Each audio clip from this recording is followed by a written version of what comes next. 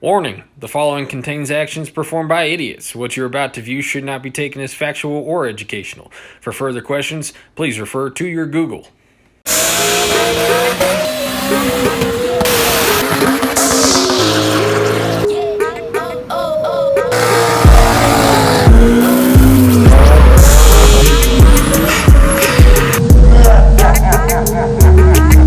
What is up, everybody? So I wasn't planning on doing a video today, but we've been doing pretty decent with doing one a day, and I was pretty okay with skipping a day. But I have stuff in the booth, drying and primer, and then after that's out, I have to do a batch of clear. So I'm gonna have a bunch of like 15-minute intervals to get something done. We still don't have an intercooler for the Bug. It's only been one day, but tomorrow I got a guy in Boulder that I'm gonna pick one up from. So what I'm going to be trying to show you and do real quick here is let me switch camera angles, I'll show you real quick. Well, a buddy of mine has a Chevy SRT performance shop. It's CAP Performance, C-A-P. And these are stainless steel LS7 stock manifolds. So that flange is ridiculous, and that's going to be kind of tricky to convert that into a T4 flange. But if we're doing a twin turbo setup, those make a lot more sense. The problem with them is, like this, they hit right here. So I started hammering that in. They actually hit on this corner here, but the flange is actually what's hitting.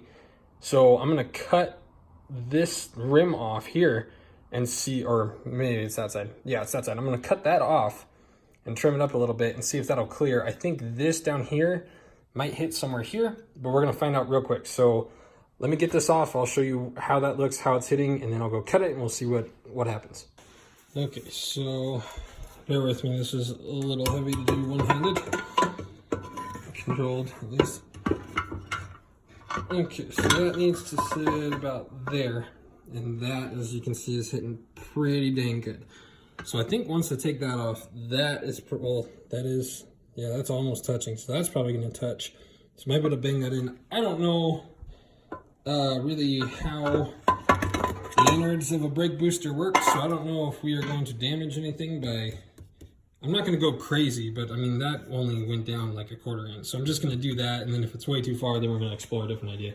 But for now, I'm gonna cut that off and we're gonna see if it works. Because if that works, and we got two little twins that sit right here, and then we're gonna have to figure out some heat shieldage, and it's still gonna be really tight just with this big hunk of junk.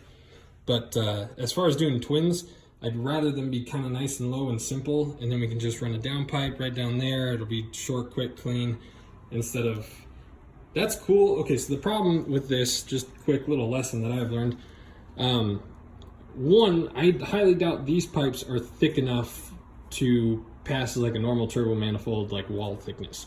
So if we did something this crazy where the turbos are literally out there, these are gonna crack guaranteed. Like right here, all the pressure from the weight up there is gonna be right here. This is gonna crack easy. We could sport it, we could do all kinds of stuff, but that's just way too obnoxious. So if we do go this route, we're still gonna cut them off there or there, kind of have the turbo sitting here. Another option, which I kind of just thought of, bear with me, is, so I have, this is the 5.3 for my truck, or it's supposed to be. So this manifold is cast iron, but I'm betting we can find this flange and then we could put a T4 onto this flange. With that being said, this is probably not gonna fit any better than what we're doing. But if we run into trouble making the T4 fit on that giant LS7 flange, this is also an option. So this is actually the same motor that's in the Vet now. Just this one hasn't ran in like a year or so, and it's dusty.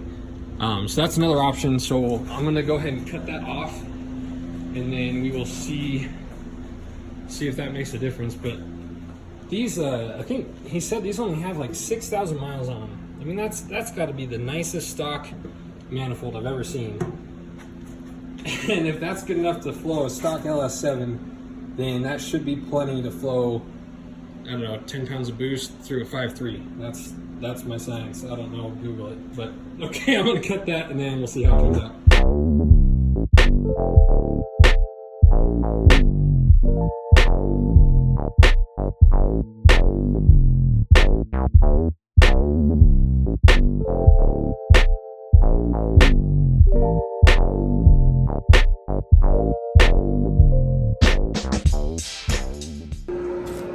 Okay, so I got that cut. There's actually, so up here I was trying to be kind of cautious, but if you look at it from the bottom, there's actually still a good little chunk that I could take off. But, and as you saw, that metal is thick and it took a good minute to cut through. Almost burned through an entire cutoff wheel.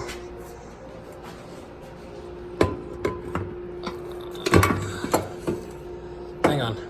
Okay, so that corner is still hitting, but that's cool because that's just a little chunk I can take off. That all was pretty unnecessary. I just thought extra clearance would be nice. Sorry, it's hard to hold this. It's pretty close to sitting flush. I mean, there's still a good gap and I'm holding it funky, but I think if I take that corner off and maybe pound that corner just a little bit, and then maybe just hit that tab in right there, that looks pretty far still. Okay, I'm gonna cut that little corner, bang that in a little bit. See you in a minute. Okay, so long story short, I pounded that in probably too severely, heated it up, pounded it in. Might have kind of ruined it. I could probably pull that back out to fit the grommet back in. So that sucks because it still didn't fit.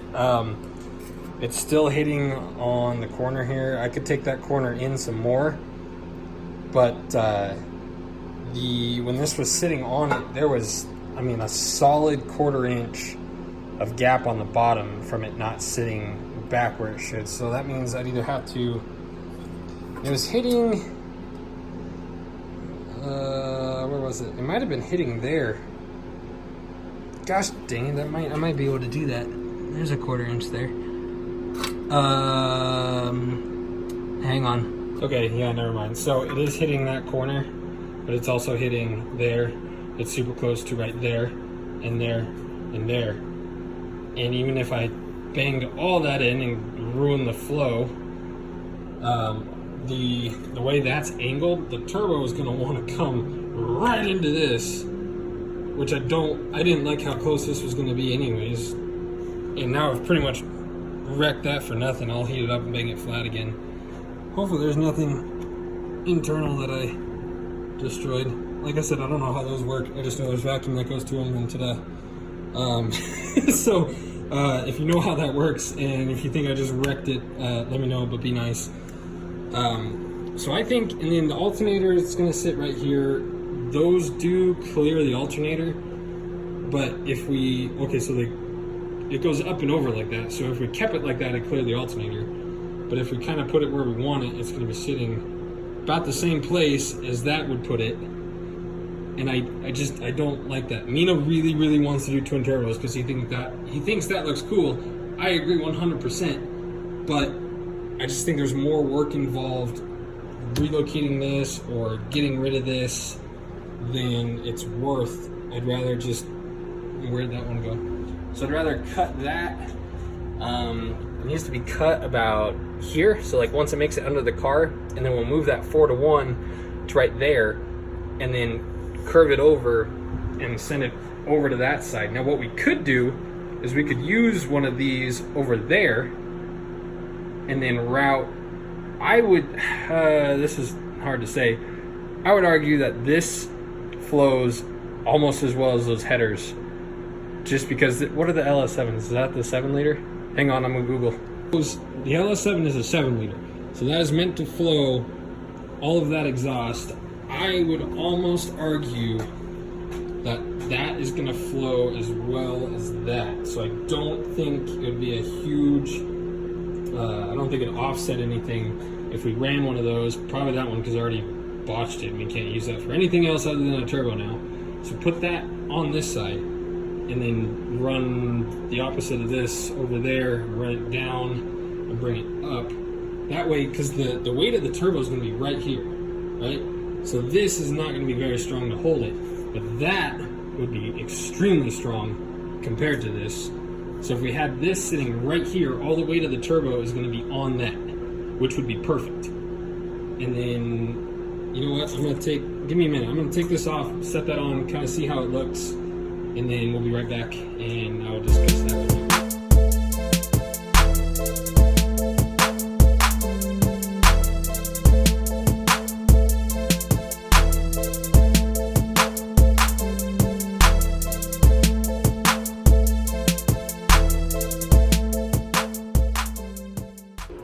Okay, so that is on.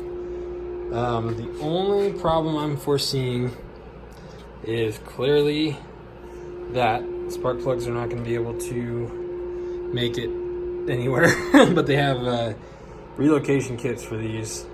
I'm not sure where they go. I haven't even looked into that yet. But so that would definitely need to change. And then we would bring, man, this is going to be tight. So in this space here, we have to fit both the other side of the exhaust to come into here and a downpipe. A lot of guys just running out the hood. I don't like how loud that is. I really like to drive stuff like this on the street, and stuff like that gets really old, especially no windshield yet. Like I don't know what we're doing on everything, but regardless, I don't like how loud that's going to be. So, I mean, I guess what if we ran? Okay, work with me here. So I bring that up, Shapa. Then we got the turbo sitting something here, right? So that's still, say it sits about there. That should be plenty of room to put a flange and a pipe and connect that one. So say the top of the turbo is about there. So on camera that kind of looks crazy high, but in person that's maybe 10 inches, give or take. Okay, so then we have the turbo, and we make the exhaust go down like that. We could either do it all the way back or make it stop there, so that's still going to be loud. Or we could just make the exhaust come this way and go down and then send it under and then back like normal. Normally like this, so this thing sits decently low. The tires, Mina put these on because he put my tires on his GTO. So the tires are going to be pretty beefy, and we have the ability to raise this thing a little bit. So, and this isn't obviously a final plan, just brainstorm with me. If we brought that down, I think we would have the clearance, because this is going to sit a lot higher than it will with these wheels and tires. And then we could snake it back to the normal exhaust tunnel. How else could we do that?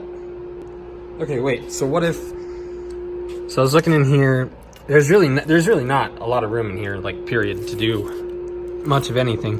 But if we brought that other pipe up, just used all that space for this pipe going to there, and then run the exhaust down here. Let's see, how's that? Okay, so maybe run the exhaust. Maybe relocate the battery to the rear. Bring the exhaust here. Hug. So imagine this is gone. Hug the inside of this, and then that should be. But then if we do bigger tires, that's going to get tight. But if we did bigger tires, it'd probably hit in here before we'd have to worry about something here. So maybe bring the exhaust down here where we have a higher clearance than way down here, and then just snake it through underneath and send it back to the middle. I don't know how else we could do that. Brainstorm with me in the comments. Give me all your thoughts on if we should even go this route. I still could try the truck manifolds. That's going to send this up here, I think, which really isn't going to give us any more clearance down there. But we could put it on and see how it looks. I'm going to do that. Actually, hang on. Alright, so I for sure don't like how this is going. So I don't mind this being here. That's fine. What I'm wondering is now if we do, I mean, if we're bringing that pipe up this way, I mean, it's gonna have to come all the way up the frame and then here, and then this changes nothing with the downpipe situation. Like, if anything, this would make it worse because we have that much less room here, so there will be zero chance of the downpipe going that way. Unless, I mean, it'd be ridiculously tight. If we were able to hug, and I know it's hard to see, if we were able to hug that cross member with the up pipe and then squeeze the down pipe there, that would probably fit, but it would be a giant pain in the butt. You know what though? As far as twin turboing goes, okay, we're gonna, sorry guys, we're gonna pause another minute. I'm gonna take that off put it on that side and see if that clears, because then that would be a good candidate for twin turbo. So give me another 5 minutes, hang on.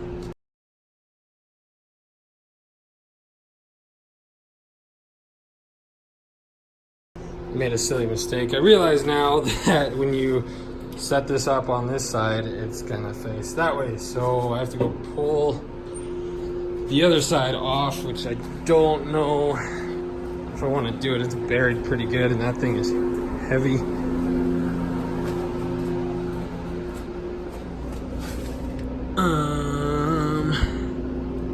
Maybe, I wonder if let me try and swing the transmission out, and then I'll see if I can get to that other side.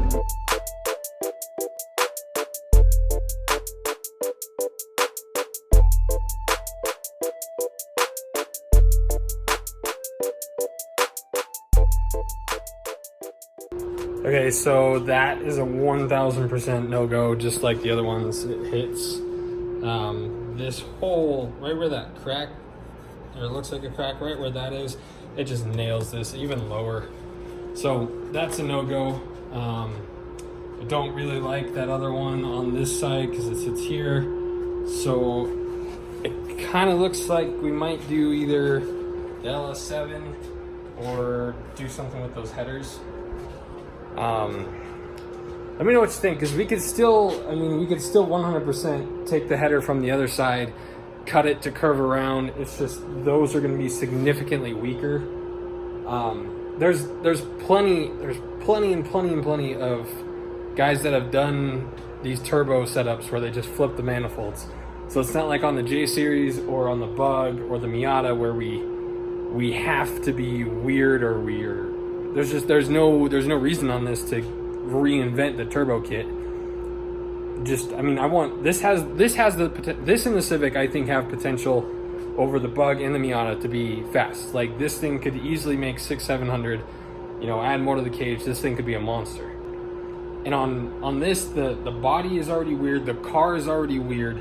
The Bug we went overkill on, we made everything as weird and as obnoxious as we can.